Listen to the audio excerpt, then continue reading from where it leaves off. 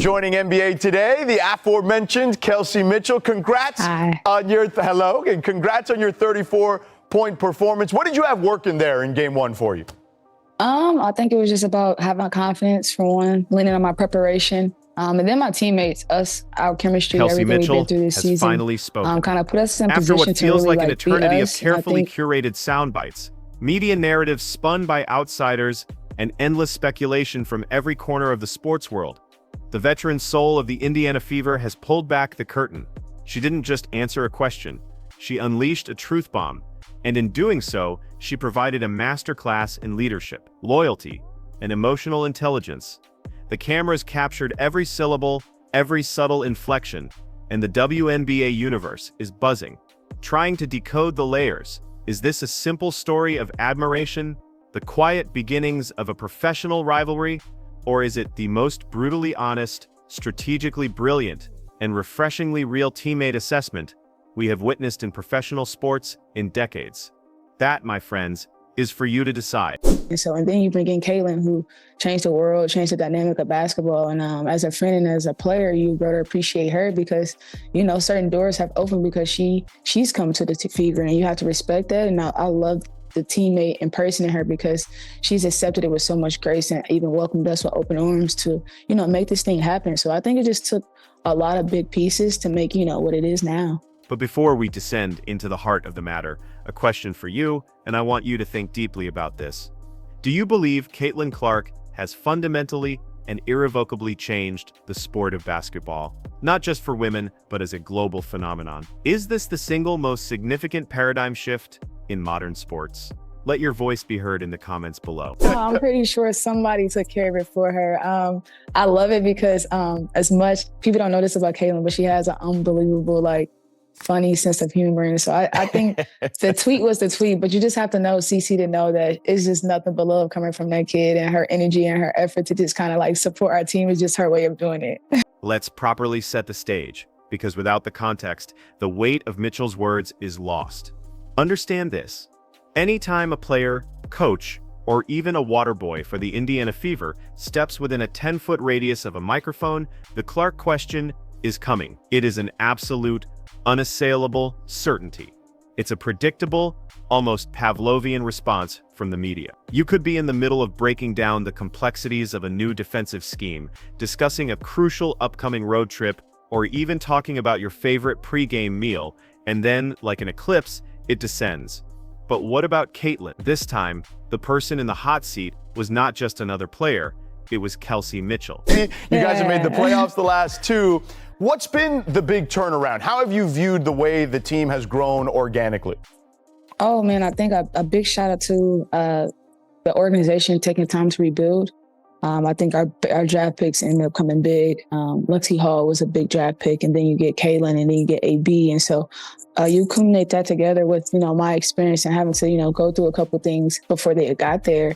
I think it was just like a match made in heaven, really, because I was, still at a young age to really, vibe and get to know these players for who they were. And then you bring in Kaylin, who changed the world, changed the dynamic of basketball. And as a friend and as a player, you better appreciate her because, certain doors have opened because she's come to the Fever, and you have to respect that. And I'll let that name resonate for a moment.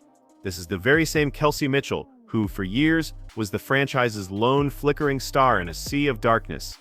She was the one who carried this team through its bleakest, most desolate days. She was the warrior on the court when an Indiana Fever victory was not just an upset, but a certifiable miracle.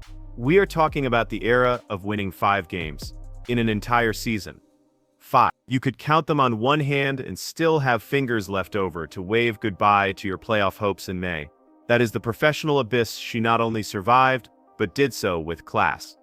That is the psychological baggage she carried, while the rest of the league viewed a game against Indiana as a glorified paid practice scrimmage, a night to pad the stats and rest the starters in the fourth quarter. She had to endure the Sisyphean task of pushing a boulder of mediocrity up a hill every single night, often being the only player in double digits, only to face the cameras afterward and talk about building blocks and positive takeaways from a 24. I thought it was really poor, really poor. Kelsey Mitchell, what about the way she was playing today made it so difficult? Well, one, she made every freaking shot, it seemed like. Long twos, short twos, threes, get the free throw line,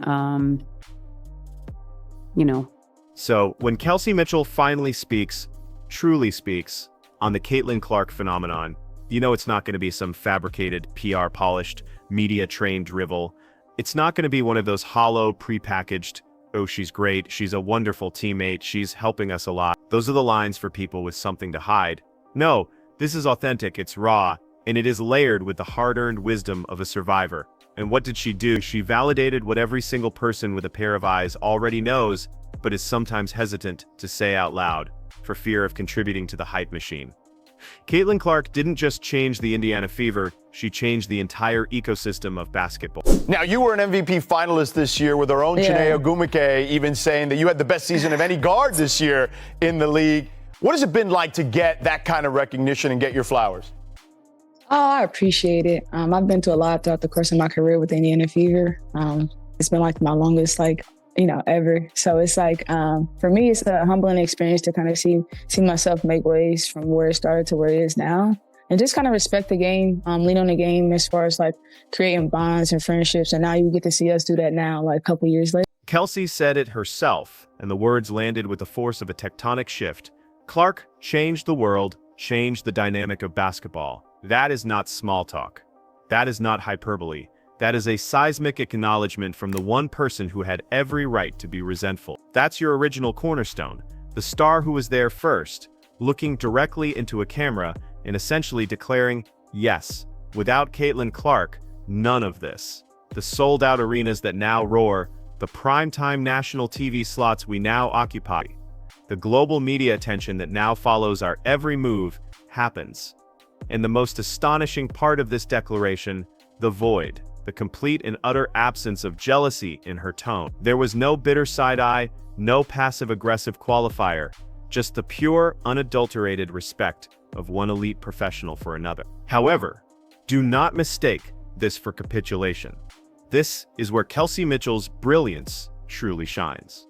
She didn't forget her own value. In the same breath, she expertly and subtly wove in the reminder that she has been here, grinding in the trenches, weathering the storms, and taking the losses on the chin, long before Clark's private jet touchdown in Indianapolis. And that is an irrefutable, undeniable truth. Without Mitchell's relentless scoring, her unwavering consistency, and her willingness to be the franchise's face during its nadir, Caitlin Clark wouldn't have a stage of this quality to perform on.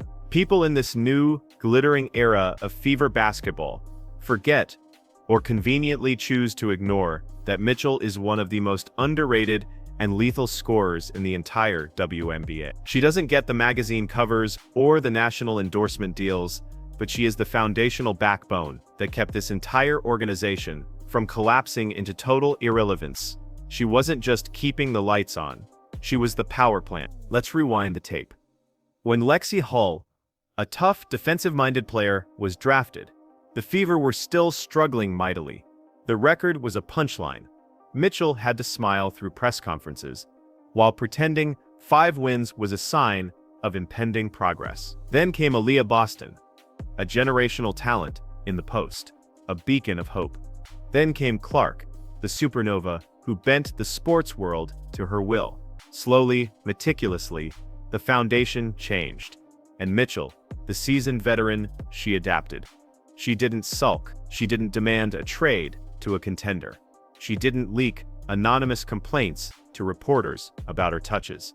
She embraced the new reality, recognizing it not as a threat, but as the arrival of long overdue reinforcements. This is precisely why her words carry the weight of gospel. When she says Caitlin Clark changed the game, it's not just hype, it's a veteran survivor co-signing a paradigm shift. Mitchell has lived in both versions of the Indiana Fever universe, the quiet embarrassment and the roaring rebirth. And she is far too smart to not know which version sells out arenas, lands groundbreaking TV deals, and puts more money in the pockets of every single person on that roster. But here's where the story pivots from professional respect to something deeper, something that truly reveals the secret sauce of this team. Kelsey called Caitlin a friend.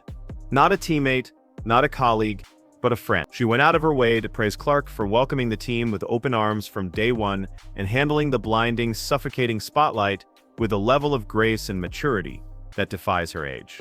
This is critically important. We have all seen the cautionary tales of super teams in other leagues where massive egos collide and create chemistry black holes, ultimately imploding under the weight of their own hype. Clark, according to Mitchell, didn't do that. She understood that the goal wasn't to be the star, but to be the sun that allows all the other planets to thrive in her orbit. And make no mistake, Mitchell's planet is thriving. Her national profile has never been higher. She's dropping points with terrifying efficiency, leading crucial playoff pushes, and finally getting the national recognition and respect that should have been hers years ago. The beautiful irony is that Clark's arrival forced the league, the media, and the casual fan to finally pay attention to what was happening in Indiana. Without Clark, Mitchell might have continued to be the best-kept secret in the WNBA. With Clark, everyone sees her greatness, and Mitchell not only knows it, she deeply respects the dynamic. Now let's pivot to a specific moment Kelsey touched on that fans didn't expect.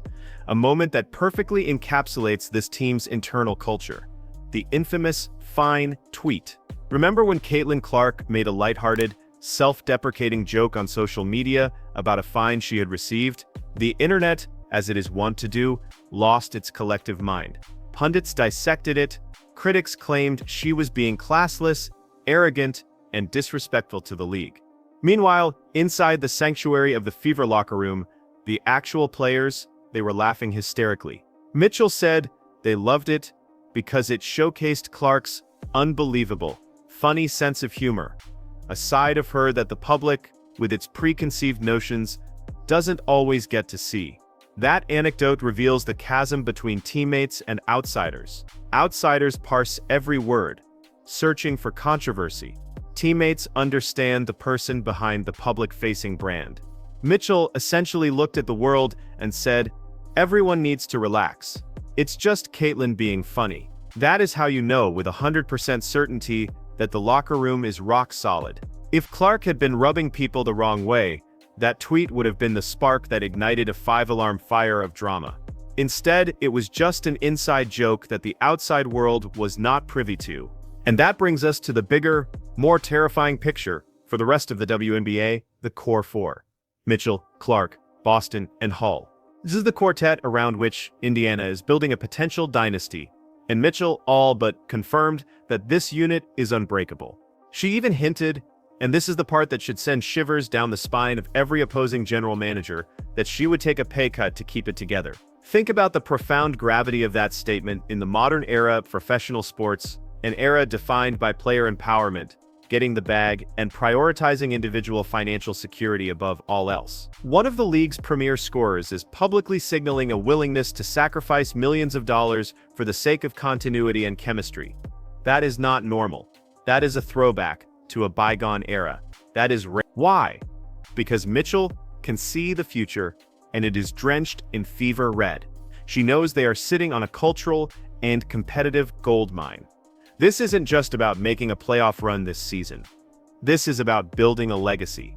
This is about establishing a brand. This is about completely rewriting the established hierarchy of the WNBA. For years, Indiana was the league's punchline. Now they are the main storyline. The team everyone is talking about. The idea of the Fever making a deep playoff run fueled by the power of genuine friendship might sound corny to the cynics.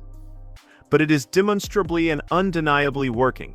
Mitchell believes in it, Clark fuels it, Boston anchors it, Hull grinds for it. Together, they have transformed a franchise that was a perennial disaster into a legitimate, terrifying contender. And every single person in that locker room knows that next year, with another year of growth and cohesion, could be even scarier for the rest of the league. The bottom line is this. Kelsey Mitchell's comments about Caitlin Clark were not just a series of nice quotes for a quick headline, they were a manifesto. They were a declaration of principles. It was a statement that she sees, understands, and embraces Clark's monumental impact, and that she is all in on the glorious, championship-contending future of the Indiana Fever. She is not jealous. She is not bitter. And she is certainly not threatened. She is motivated. She is a leader. She is the steady, veteran heartbeat of a team on the verge of greatness. And that is the kind of teammate you want beside you, when you're not just trying to win a game, but build something historic that will last for a generation. And now, the real question remains for everyone else. Will the rest of the league finally wake up and understand what they are dealing with? Or will they continue to underestimate the potent, world-beating power of chemistry that is brewing in Indiana, while the Fever keeps stacking wins and rewriting the record books? Because if Mitchell, Clark, Boston, and Hall stay together, the WNBA doesn't just have a new contender on its hands. It has a problem, a dynasty in the making, and potentially a new blueprint for how to build a champion. So, I ask you again, are we witnessing the birth of the next great sports dynasty, built not on the singular brilliance of one superstar, but on the radical and perhaps revolutionary concept of mutual respect and genuine friendship? Let me know what you think. Hit that like button, and for God's sake, subscribe for more deep dives into the Indiana Fever's incredible, unprecedented rise to power.